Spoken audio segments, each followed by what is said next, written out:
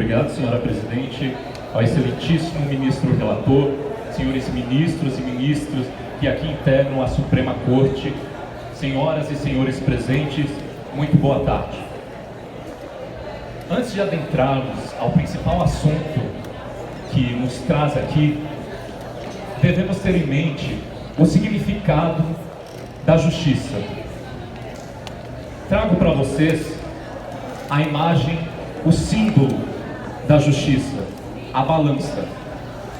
A balança mística, né, conhecida como a figura da justiça mística, tem como representar a todos nós a essência e verdadeira justiça, no sentido de equidade, no sentido de equilíbrio, igualdade e, por que não, questiono, trazermos a balança também para a justiça do trabalho. Sabemos que a relação jurídica e até mesmo processual entre as partes que figuram essa relação, sendo sujeitos empregador e empregado, há de início uma desigualdade, mas a justiça, ela deve trazer sempre o equilíbrio para que necessariamente na aplicação dessa lei dentro de um processo seja de fato configurado. Trago também inicialmente as diretrizes básicas que norteiam a aplicação do processo do trabalho. O direito trabalhista, ele precisa de princípios básicos, como o princípio do protecionismo, que assegura direitos ao trabalhador, o princípio da norma mais favorável, da condição mais benéfica.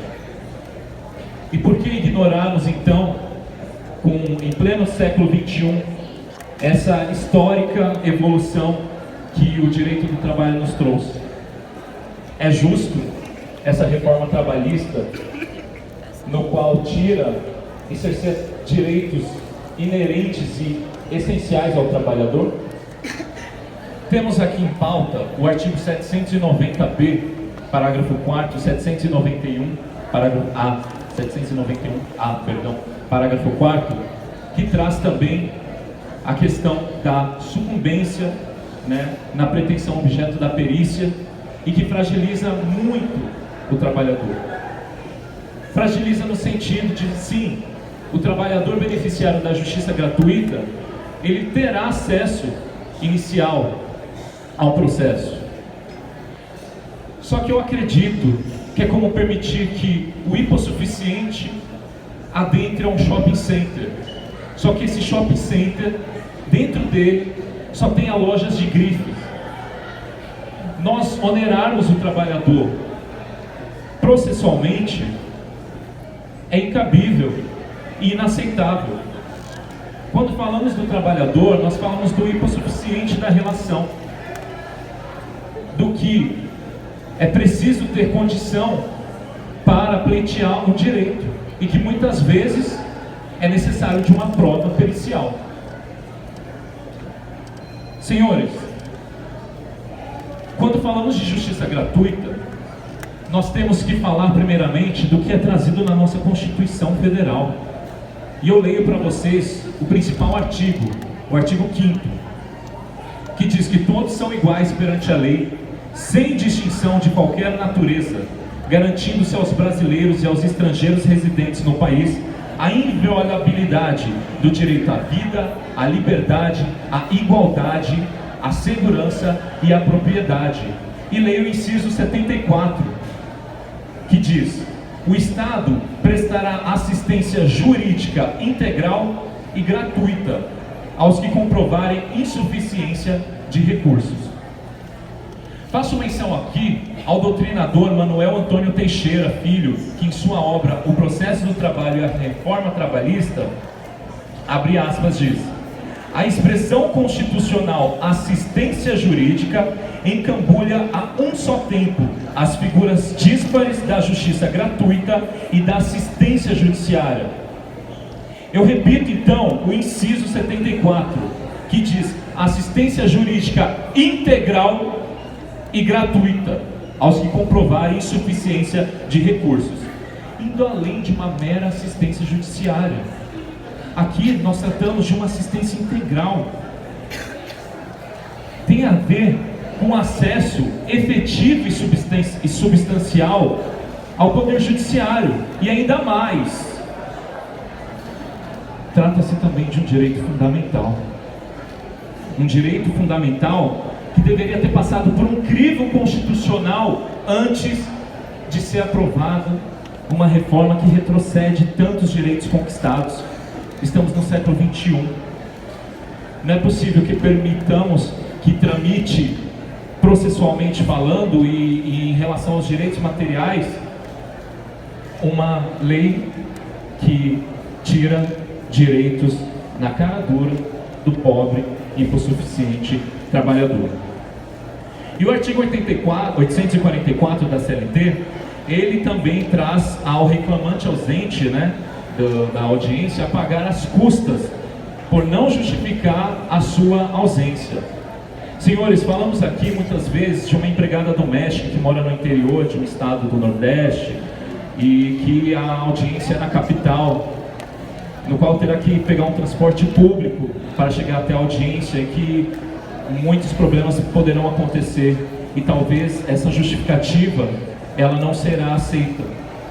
Quando do outro lado temos o empregador que tem seu carro particular e todos os meios de locomoção.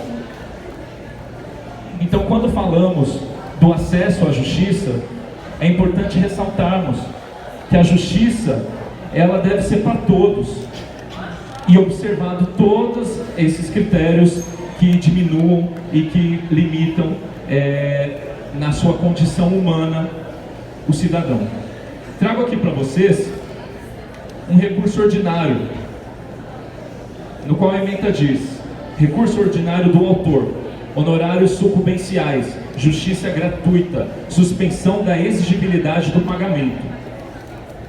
Os honorários sucumbenciais, uma vez concedido ao trabalhador o benefício da justiça gratuita e não demonstrada alteração de sua condição de insuficiência de recursos, devem ser dispensados com amparo na regra do artigo 5º, inciso 74 da Constituição da República, norma que assegura o direito fundamental à concessão do benefício da gratuidade de justiça de forma integral, ampla e absoluta. Aqui é o recurso ordinário de número 002 07354 22 017 50 40 351, datado em abril de 2018. Trago também os dados aqui com fonte do TST, que após a reforma, números de processos trabalhistas caiu pela metade, ou seja, houve uma redução brusca de 46% na Justiça do Trabalho. Será que a reforma ela tem eficácia quanto ao direito do trabalhador, à busca do direito do trabalhador pelos seus direitos? Eu vejo que estamos limitando cada vez mais o trabalhador. Essa busca, ela foi reduzida. Inclusive no Rio Grande do Norte, na 21ª região, ela ocupa a 3ª posição na redução dos processos, uma redução de 57%. Senhores, o princípio do acesso à justiça é claro. Não podemos, por exemplo, deixar que o cidadão tenha atendimento ao SUS, mas que depois de ser feita a sua operação, a gente cobre por isso. Aqui eu gostaria de, já concluindo, deixar claro que a reforma, principalmente nesses dispositivos supranalisados, trouxe um desestímulo ao ajuizamento das ações e a buscas pelos meios de defesa que esses trabalhadores hipossuficientes e que enfrentam grandes dificuldades já nesse meio, já nesse caminho, e além de intimidar e constranger o exercício do direito constitucional. Por isso eu peço que seja reconhecida a inconstitucionalidade dos dispositivos e deixar claro que manter a constitucionalidade é o mesmo que negar a história do direito do trabalho e desconstituir a sua essência.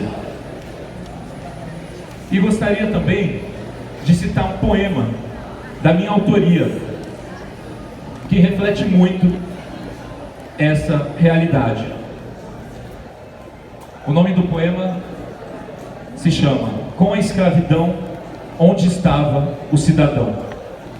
A escravidão passou, a corrupção nunca se deixou. Por onde estava o cidadão de bem, quando ali estava alguém?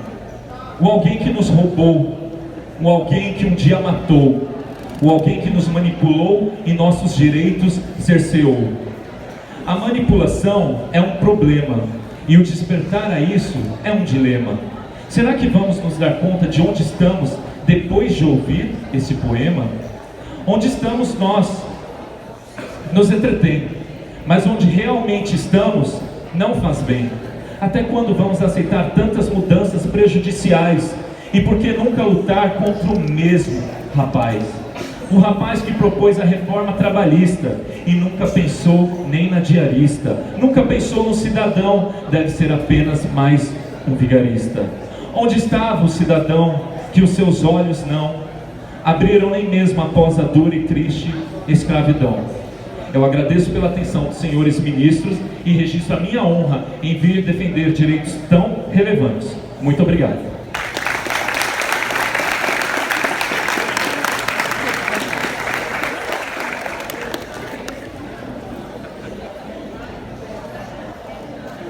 Dever cumprido. Arrasou.